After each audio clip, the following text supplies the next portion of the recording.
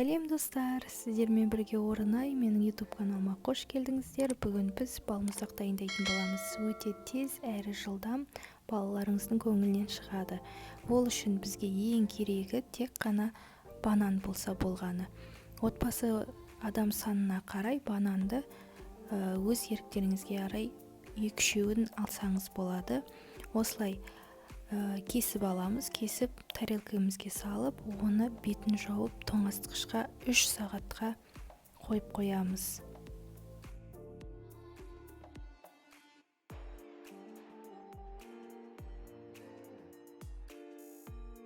Әбден тоңазытқышта тұрған банандарымызды осы блендерге салып, әбден езіп алатын боламыз.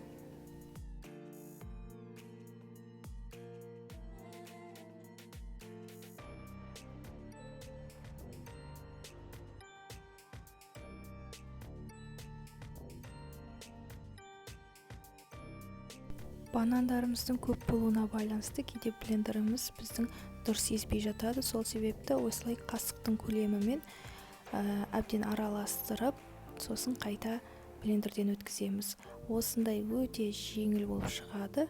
Мен осы ақ түрін ыдысымызға бөлек салып аламын да, кейін оның үстіне кішкене какао қосып, тағы блендерден өткіземін. Сол кезде шоколадты түске айналады.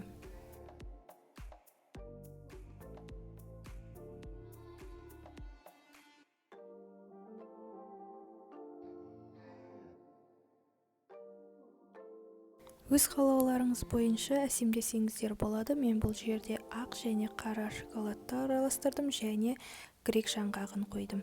Өте дәмді, жасап көріңіздер, оңай, жаз айында нағыз керек. Менімен бірге болғандарыңызға рахмет.